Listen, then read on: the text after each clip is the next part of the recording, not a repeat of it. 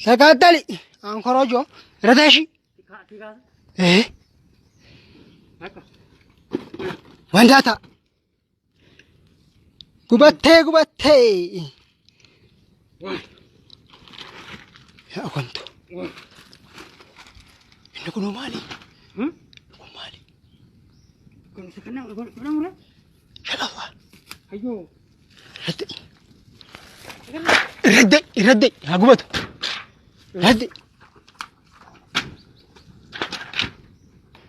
Radde agubatu. Korojo.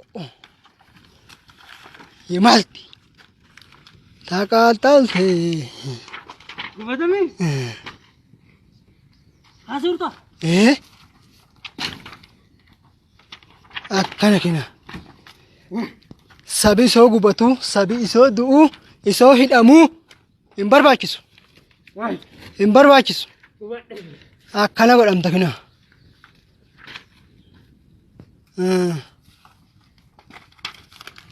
Lubbuu namaatiin qoosaan hin jiru. Lubbuu namaatiin taphni hin jiru.